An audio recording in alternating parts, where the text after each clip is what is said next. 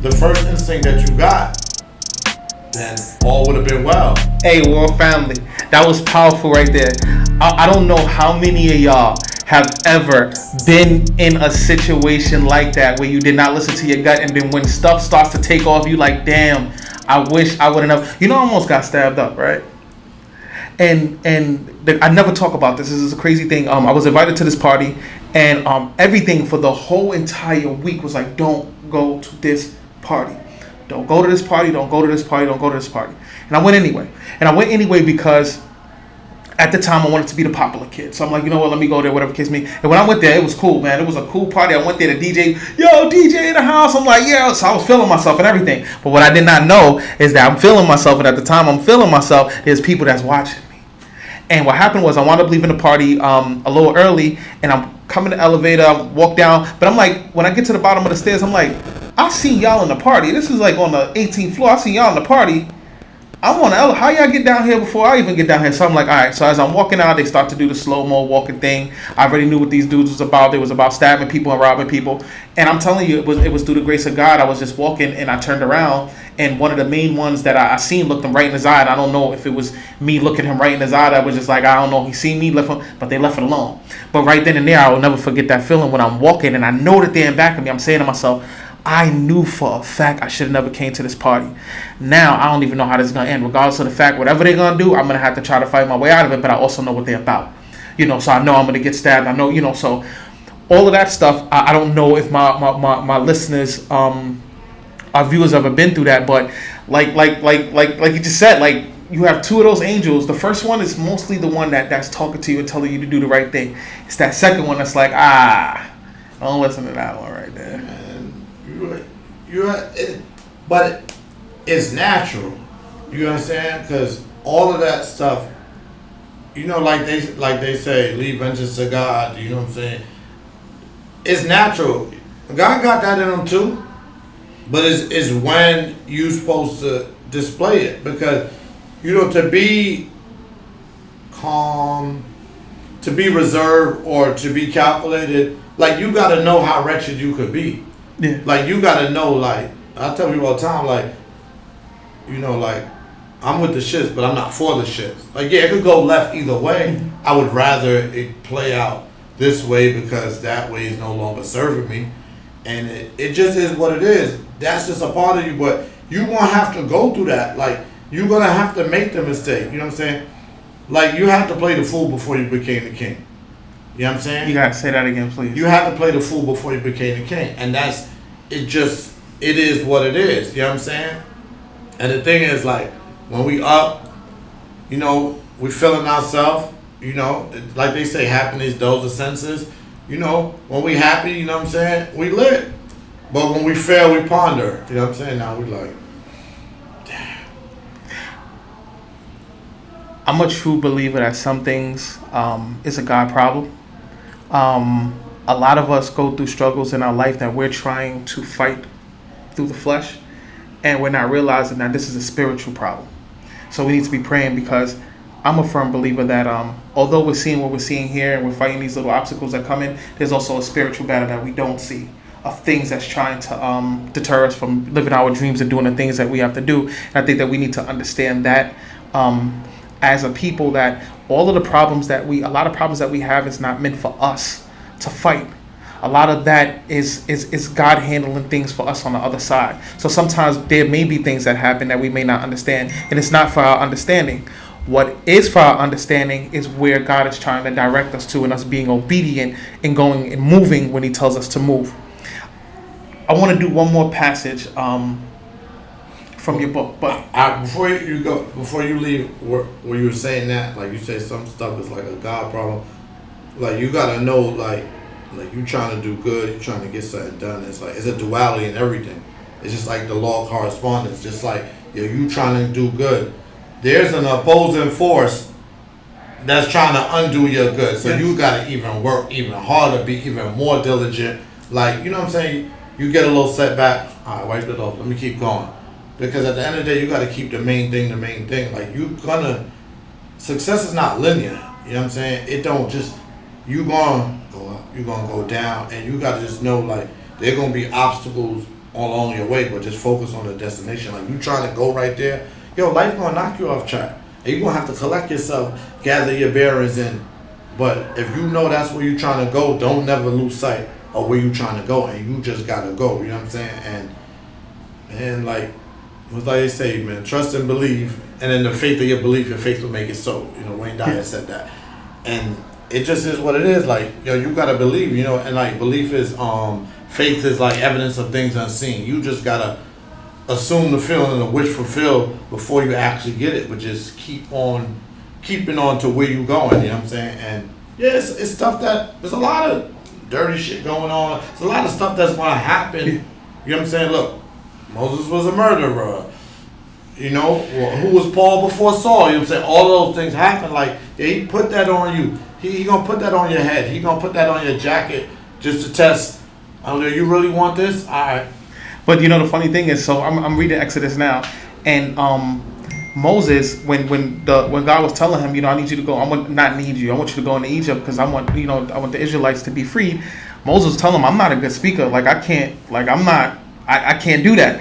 But it's crazy that you say that, because I was just listening to something in regards to that, and he said that's why he blessed him with Aaron. Yes. So sometimes you may not be the mouth.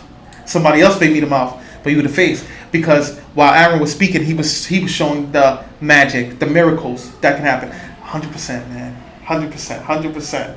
Which brings me to this. This is another passage from your book, and it's titled "Let It Be." Y'all ready for this? Let it be. And then I want to read a little note that I have wrote down here. It says, "Don't get caught up in trying to navigate the uncertainties, the unsettling seas of life. Life is a full uncertainty. But one thing you can be certain of, to be sure, is your response to life's everyday occurrences." Something that you just finished talking about. Be present and simply let it be. So one of the notes that I had wrote here on the book, What About Letting It Be, is when things happen to you that you cannot control, take time for yourself. Learn from it and don't buffer in it. So my key thing is when things of life happen to you, don't just buffer in it. Try to learn, why are you going through this? What is this issue giving you?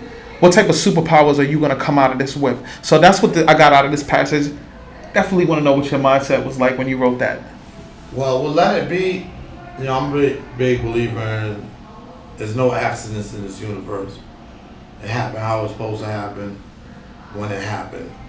Everything is as it should be.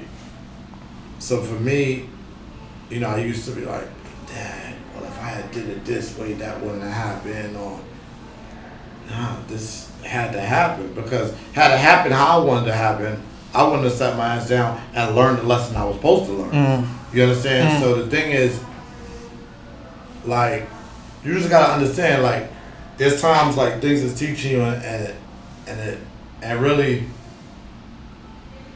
when they teach you, they question you. Where's your divinity? You know what I'm saying? Like, you know who holds the kingdom, and everything else is his subjects. So, in that instant, like, it's a, where, like, how are you God, like, in that instance? You know what I'm saying? Like, and it don't gotta be no crazy pious thing, you going to church every day, but I'm just saying, some normal morality, some humility. In that instance, you know what I'm saying? What wolf was you serving? Which self was you serving? The higher self or the lower self? You're supposed to ask him, where's your divinity? Like, where's the good in you? But we all got good in us. You know what I'm saying? Some showed a little more than others, some hide it. So it's just asking you that. So for me, it's like, just let it be. Like, there's mad stuff that I went through, and I'll be like, damn, why that had to happen? Like, when you're in it, you can't think about it. Like, but a year later, 5 minutes later, 5 days later, fuck, I was tripping about. Ain't about nothing. That's gonna lead me to my next question. What kind of challenges did you face writing this book? Well, the biggest challenge, I think the biggest challenge in writing the book was more of an internal challenge, because your habits reinforce your identity. So now it's like, your habits reinforce your identity. Cannot skip over something that big. Go ahead, brother. I'm so sorry. So for me, like, just per se, all right. Just per se, you're a drug dealer. Yeah. You get up. You know, you get a package, bag up, you sell it, re-up, do it all over again. Those are the habits. Your identity is a drug dealer. So outside of your downtime, you might smoke, you might be promiscuous, you know what I'm saying? Whatever comes along with that. So now you want to take on a new identity. Yo, I'm done with that. I done told the plug, lose my number. You know what I'm saying? I done sold my last whatever. I done gave away my last package. I'm done with that. They call you, hit you up like, yo, I got this plate for you. Like, I'm done with that. So now, for your new identity, you got to take on some different habits. Like, I can't be the same places. I can't hang around the same people, because it's like in NA they tell you like people, places, and things. So you want a different way. You can't be around the same people. You can't go to the same places. You can't do the same things. So now for my new identity, say, all right, I'm writing a book. If you're a writer, you got to write every day. You know what I'm saying? If you're a speaker, you got to practice speaking. You're a bowler, you got to practice bowling. So these are my habits. So now I want to assume a new identity. I got to take on some new habits. So I had to take on a new habit. So the thing for me, I was still like, like out there, like in the world in a sense. So now it's like I'm full on dad mode. I was a dad before I had my oldest son, but in rearing him was a little different because I was still more outside. I had a different support structure, like a living grandmother. So it's like, yeah, though I'm there, like I'm ripping and running, like yeah, I'm with him on the weekends. I see him every day, make sure he's good, but it took on a whole new capacity in dealing with these last two. So now, the biggest thing, in writing the book, I didn't know I was going to write the book. I just needed something to do. So I'm journaling every day. I'm writing every day. So now I'm taking on new habits, and that's slowly becoming my identity. But it's like in the Bible. I don't know if it's Matthew. They say I die daily. You know what I'm saying? I must die to what I am before I can become what I long to be. So the thing is, every day you go to sleep, it's a death. You wake up. That's where you awake. You understand? So you gotta know that for this to happen, you gotta kill that old you to bring forth the new you. You understand? So even in writing the book, like there's stuff like I'm writing, and there's time when I got free time, like I'm getting calls, like what I'm saying. But I tell people all the time, starve your distractions and feed your focus. Now, this is what I'm on. Starve your distractions. This is what I'm on. Focus. Starve your distractions and feed your focus. Yeah. So basically, what you're saying, because I don't want this to go over people's head. There's two things I believe in that people need: routine, habit. Now, your routine is what you set your schedule every single day, what it looks like, and everything else. That's your routine. Your habit. Basically, hearing from what you just said and listening to everything that you said, is it safe to say that we need habits, but sometimes we just need to replace those habits with something else? Yeah. Like, even if you read James Clear's book, Atomic Habits, it's like when you're trying to Is that one of the ones? Atomic Habits? Replace a habit, you have habit stacking. So now if you're trying to replace a habit, like, say I want to stop smoking, I got to replace a habit with another habit. Yeah. So now, smoking was my getaway. Do something else. All right. Every time I feel like smoking, let me do some push-ups. Every time I feel like smoking, let me eat something healthy. You know what I'm saying? And then, make it easy for you to do your habit. Like I used to, I had stopped writing for a little bit. After I did higher, and I was like, I stopped writing. I said, I want to get back into writing. So to make it easier for me writing, I would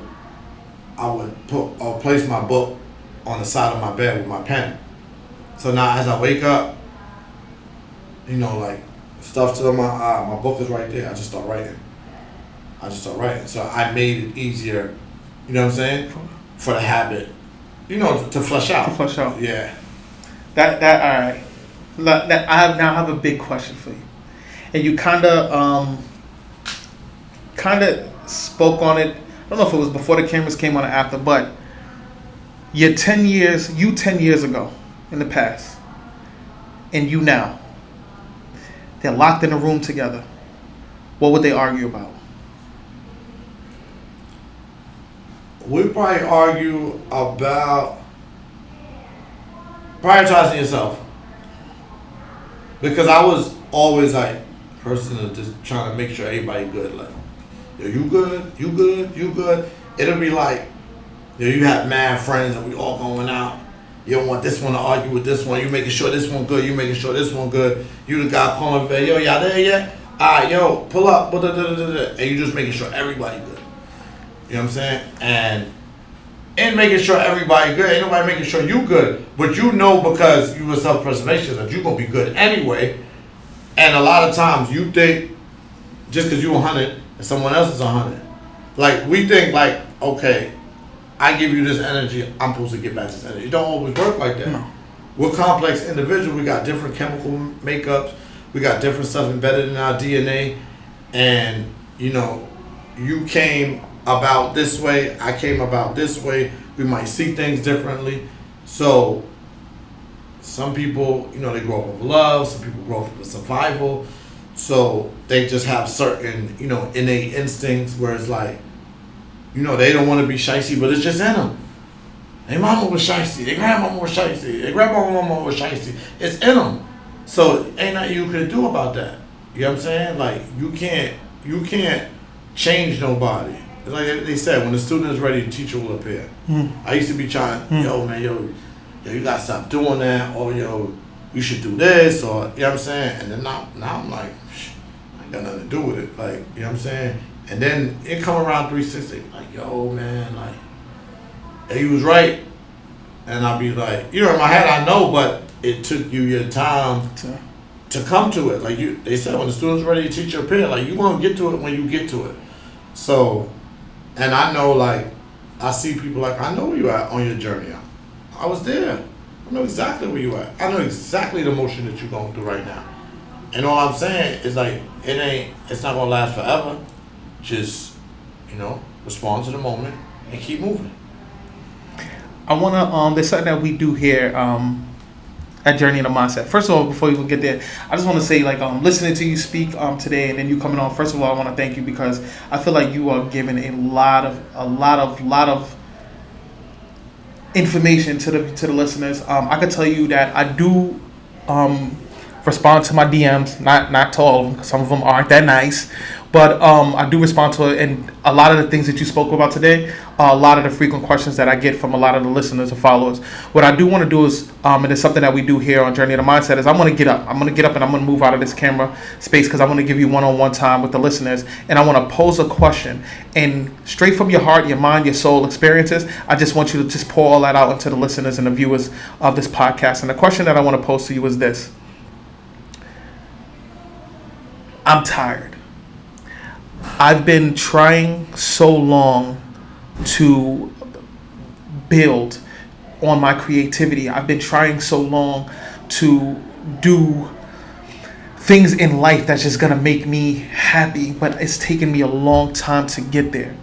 What advice would you give to any of the listeners, our viewers right now that's watching you? And I'm going to get up because I just want to give you that full time to yourself. Take as much time as you need. And you just look into that camera right there and just pour into them and talk to them. What I have to say to you, if you're tired, man, just keep going. Because at the end of the day, we got to learn to play the long game. I can tell you, growing up, to how we used to run around, we used to move, like, we was just in it for the immediate gratification. Like, we not thinking about, you know, we not having 3-year goals, 5-year goals, 10-year goals. And the truth of the matter is that every overnight success is like 10 years in the making. It's 10 years in the making. So, like, double down, do what you got to do. You know what I'm saying? And find what you do well. Your innate gift, your innate ability. Like, that's what you was purposed for. Like, God made everybody do. Sometimes you might be stuck in a job, you don't like the job, just don't quit the job yet. Just work on your stuff in the meantime on the side, and just know, you know what I'm saying? Like, it gonna happen. And most of the people that it don't happen for, they give up right before they break through. So don't give up. Just keep going. Just keep going. Like, it feel like a lot. It's supposed to feel like a lot. It's gonna feel like a lot.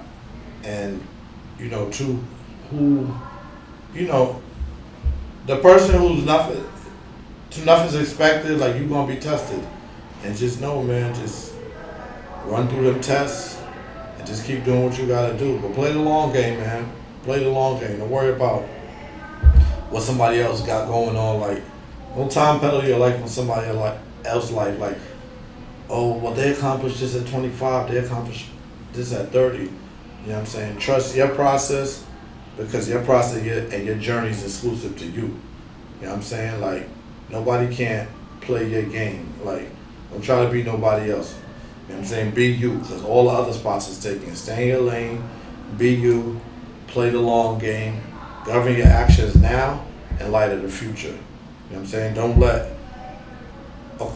make no cheap mistakes. Because basically, a decision is a bet based on your beliefs. So, if you got to get some new beliefs because them decisions wasn't panning out, then get you some new beliefs. You know what I'm saying? Doubt your doubts, believe your beliefs. Get you some new beliefs, keep on going, play the long game, forget about the immediate gratification. You know what I'm saying? You want long-term self-respect in the future, just hold yourself accountable, do what you gotta do, don't worry about nobody else, be the best version of yourself possible, each and every day. Some days you might not be, but just be better than you was last week. Keep improving, incremental improvements over time, and play the long game. Yes. So I hope y'all were listening to all of those jewels that was just dropped to you. One, I just want to do a few things before we head out here. First of all, we got some beautiful merch here. I want to know, where can people find it? Where can we find it? Well, the name of my brand is called Misspent Youth. Misspent Youth are, things we've done, CD, Proper, Coming of Age, that made us who we are today. You know what I'm saying? We are products of our misspent youth. So the whole concept behind the brand is that you can always turn a negative to a positive, no matter what you've been through.